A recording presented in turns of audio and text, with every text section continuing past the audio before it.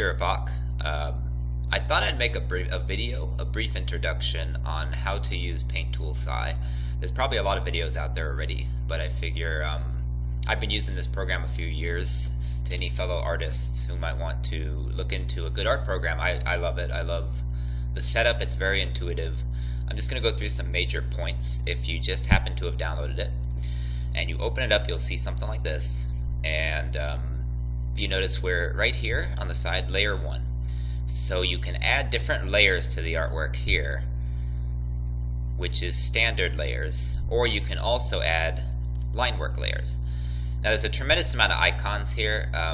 I don't use all the features of this program. I just want to go through what's most useful to me. So we've got a few layers. We've got a line work layer. If you click this eye here, you can hide or unhide the layer. For example, and we'll walk through this more, what I'm doing here. So here, let's set this to here. Okay, so here's layer 1, here's layer 2, and here's layer 3. You can hide or unhide them this way. See? Here is very important. This is how to select parts by box, and it's by layer, so you can move individual layers, like so. Now, if I click down here, nothing happened because I was still selecting this part here. Over here, you'll see different features. Transform allows you to do nearly anything you'd like. Outside the box rotates. Manipulating the box itself changes size. And clicking within the box and moving will move that particular layer. Scale isolates it so that there's no more rotate feature. See, I'm clicking now. You can only do scale. Free transform allows you to only move. Rotate isolates the rotation. Transform allows all three. Don't worry about this drag detection. I've never utilized it. It's not important. Here, if I cancel, it goes back to where we were. It cancels the entire modifier, and if you click OK, it keeps it. So you click outside the box, the selection box, to get out. You can also freeform select, like so, and you'll notice I can do the same thing. I can just move by dragging. Control Z undoes. I use that a lot. Control plus Z. You can also switch back to here, maintain the freeform selection, and transform as you please. Hit OK to save, and you'll see we made the edit.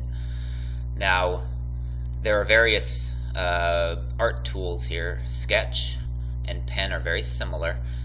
Down here, you change the size of the marker. Color utilizes a different function. You'll notice it looks different because I have fuzzy static set as well as hair. So let's go back to pen. I don't use this one much or this one. Color and pixel. I don't use deselect, marker. What I find I use most is pen, eraser, bucket, and airbrush. So pen is clear cut.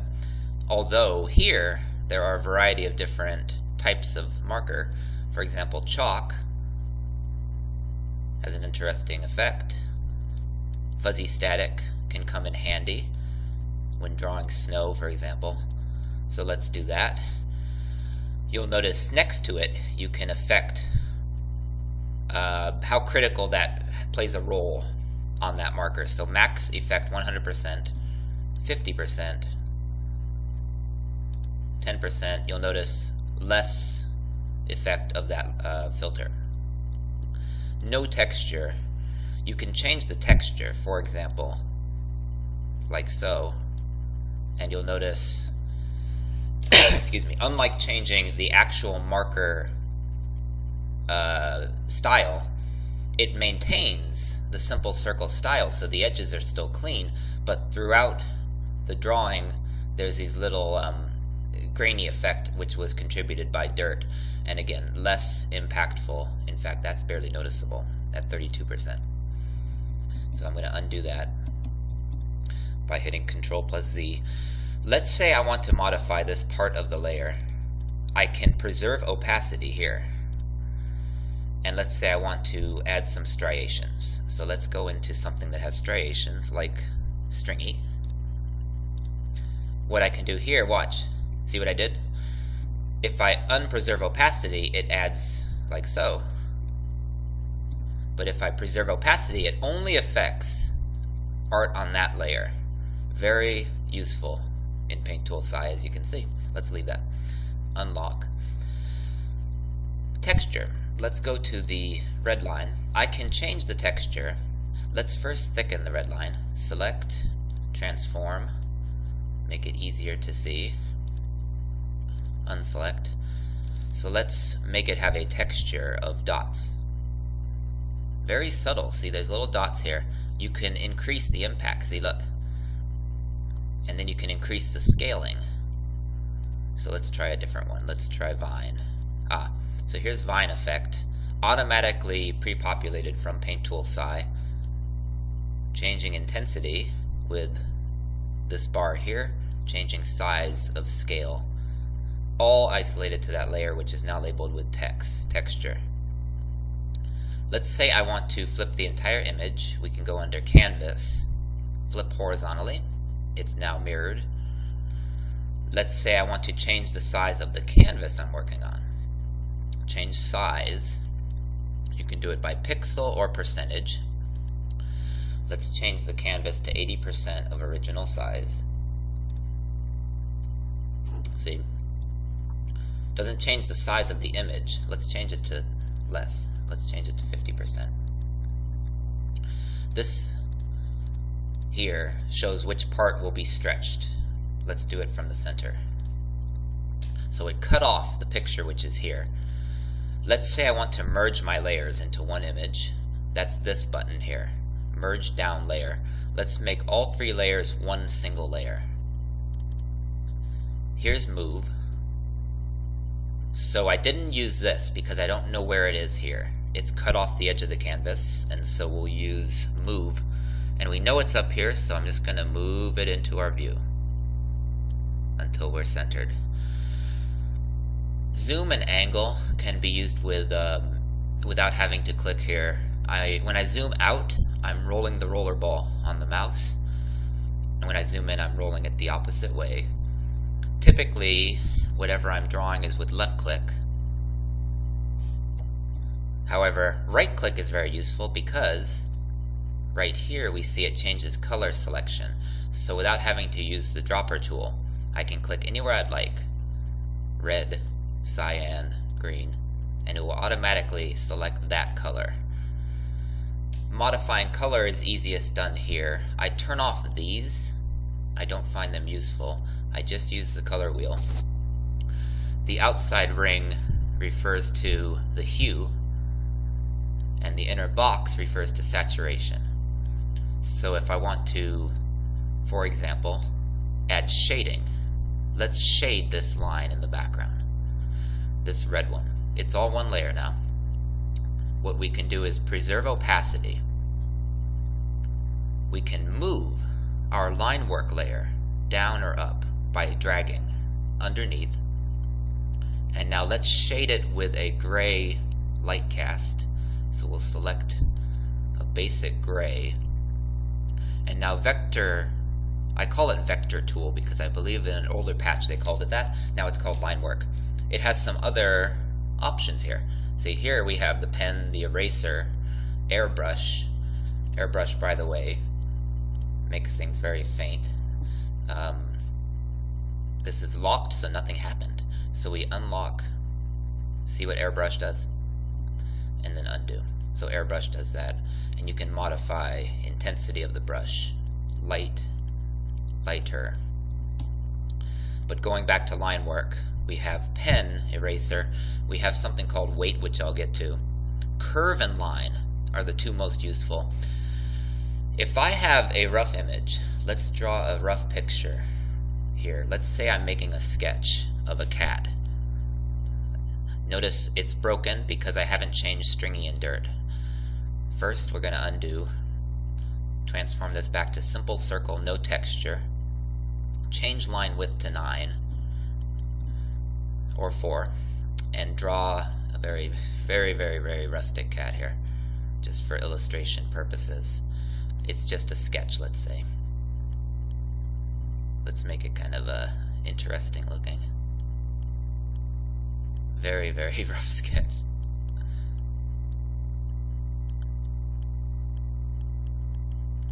So a cat face is my sketch. Notice it's very sloppy, so we're going to trace it now. I mentioned shading, we'll get back to that soon. I want to first illustrate line work. Let's go to curve. What we can do when we're tracing a sketch, the easiest way, select the layer of the sketch, lower opacity, which is this function here, to very faint, so it's in the background. Trace over the sketch like so. You'll click, and I have unclicked, and as I move it will follow me, see? So I don't have to trace by hand. What I do is every time I click, it follows me like a lost puppy, and it curves with me. See that? Right clicking undoes each step, or Control Z also undoes each step.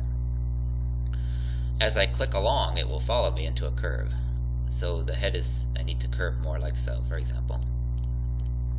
So I'm clicking like this, and then we seal it. We're tracing here, changing thickness of the line. Let's say, again, just for illustration purposes. Here's the eye looking up. Eyebrows. Nose. You get the idea. See how I overclicked? What I can do is undo and reseal.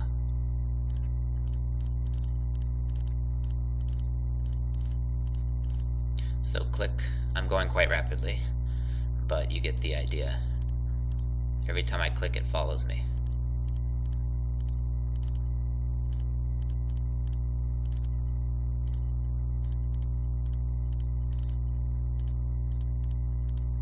So now what we can do, remember we have one layer for everything, including our postmodern art piece up top. So what I can do here, what I do, I return opacity to max so I don't mess with this part, but I want to keep this background, this sketch, in a way that I can remove it without removing this. So the easiest way, select it, Control X is cut. You can also go here, under edit, I believe, yes, edit was cut.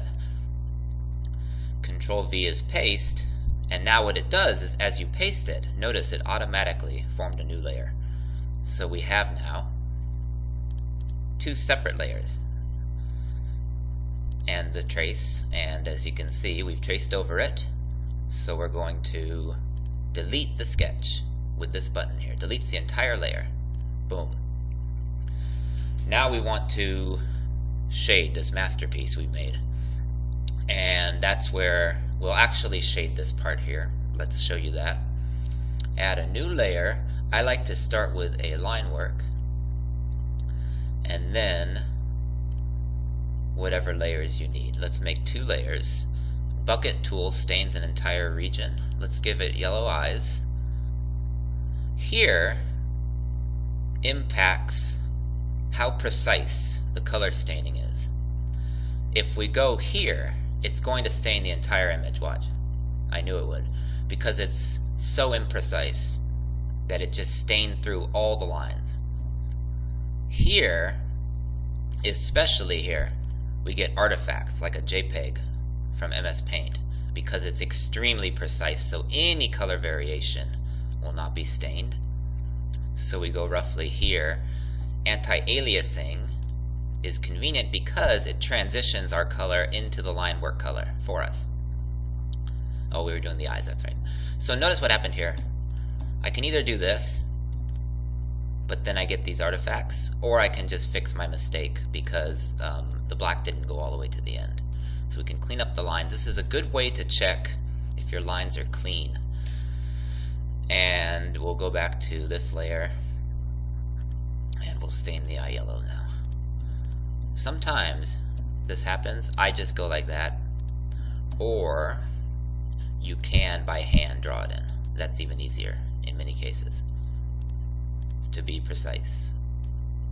So yellow eyes, let's make our other layer the skin tone. green skin, pink ears, and nose. Let's add another layer for detailing the eye.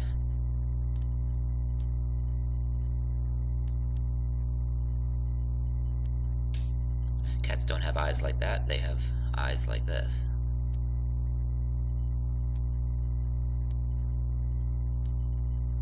Okay, now we can right click anywhere and stain it that color. So let's say I want to make the iris red to be unique.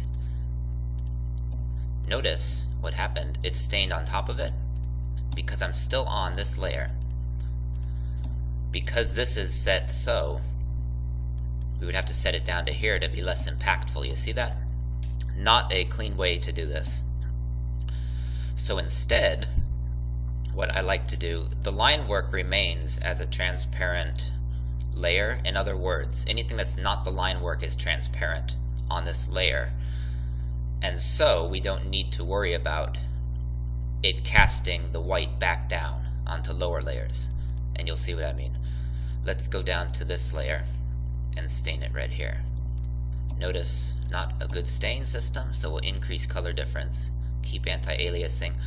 These, by the way, Target, don't even worry about them. I think it's more complicated than it's worth even using those. And now you'll notice, nice and clean. And then you can fill in details if you want precision. This picture doesn't require precision, but if you're making a nice art piece, that comes to be important. Let's add some shading by doing this. Some glare. Now let's say I want to shade the rest of this part. There's multiple ways to do this. One way, because we're isolated by layers, we can find our green layer like this. Let's start with the pink layer. Where is it? By the way, if you want to name these for your convenience, you double click it. This one happens to be eye, and it can label it as eye. However, I usually am too lazy to do that, but if it helps, you can do that. The green is here with the pink, so I haven't separated the layers as well as I wanted, only the yellow. But let's just select this layer, preserve opacity again. That way, only touches that layer, see? You'll notice it wasn't all that clean underneath, was it? So you can shade by like selecting this and then just manually putting the color you want, like this. Preserve opacity and just like shade by hand. You can do that. See, you can. What I find the cleanest, depending on your art style and technique, is I'll use a layer like this, and what I do, I'll cast this layer as a multiply. So we go into mode, multiply. Why I was going into detail with the line work was that everything but the line work is transparent automatically, but on a standard layer, on this kind of layer, you have to cast it as multiply. Now, what it'll do, if you go underneath it, I'm trying to think of a good way to illustrate this with drawing. Green and purple, let's say. Notice these are two different colors now, see? Because it's casting the green down into its lower layer. So that becomes very useful when shading. And so what I can do here, use a line work as shading. So let's turn the line color here. It's gray out here, but here it's a dark green, see? Because the other one is multiplying down. And this way you can make very, very clean and very quick shades like this. Because remember, the line will follow you. You can just go like this, and look at how easier it was to make that arc than to do it by hand. If we pretend our light source is coming from the right, we can do this now, and notice now the easiness. You don't have to keep changing color either. The convenience, because it'll automatically keep that tone of gray through all the different above layers, except yellow, because that's a separate layer that's not set to multiply. So you can either also set it to multiply, or for convenience you might decide to merge these two layers like I showed you before. as you can see. So let's try that. And we're shading this in here. You'll notice the glare is coming from the left, but the shading's on the left also. That's kind of an error. It's not a major error, but this is not really a masterpiece anyway, as you can see. It's just an example. Okay, so now, the easiest way to fill in the shading is to add another layer underneath the line work now. Deselect other colors, like this. So we only have the original line work and the shading work. And what we can do now is just fill it in, like that. It's very easy now, see? Now it's not super clean. You can try to increase this to make it clean, but if you go too far, remember, it stains the whole image. So it's just a matter of trial and error, but it goes quite quickly when you're used to it. So we've shaded our masterpiece, and now we merge this into this, and now we have just our shading layer. And you can easily now, you know, stack the concepts in a way like Inception and go like this. If I can aim correctly. And now you can, like, you know, really make it fancy, you know, really add depth to your coloring. And then you'll do it like this, see? This is just my technique. And you go like that now. And then you can fill in these. And then you can add it back to this. And then we have an extra depth of layer, as you can imagine. And then add our original color back.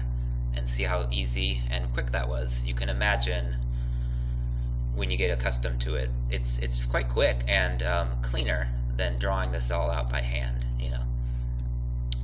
See what happened there? We would merge that. Okay, so there you go. And what else to talk about? File, there's save, there's open, there's new. We should mention before I end this video, change resolution is different than change canvas size because it actually shrinks the entire image. So let's make it 20% size. You'll notice at the bottom here, we're at 50%, so we're halfway zoomed out. And then if we say constrain proportions 20%, now it's only this big, and the entire image is now this big. See, this is 100%, this is our entire image. If we zoom in anymore, we're just zooming. See that? So that changed the resolution or size of the entire picture. Control Z undoes. Flip horizontally. You can rotate as such. You can manipulate layers here if you like. Let's say I want to, for convenience, merge all shading together and modify the colors here. You can change hue of all the colors in your selection. So, see? So let's change the color here. Saturation, luminescence, put it there, brightness, contrast, color deepen. And there you go. We've manipulated the color tones, and you can also do that piece by piece this way. View is not necessary because you can do all that with your mouse. And I believe that's a good introduction to Paint Tool Sai. We can change the texture, remember, into, let's say, thunder.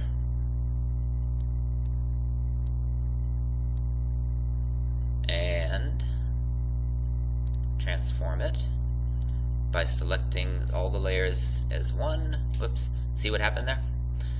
Be careful when you do that. You have to watch, because sometimes it gets confused when it comes to multiple multiplies. And you just have to order them in a certain way in order to make them all one layer, let's say. Let's transform it a bit. Notice this is the whole image again. We can select just this part.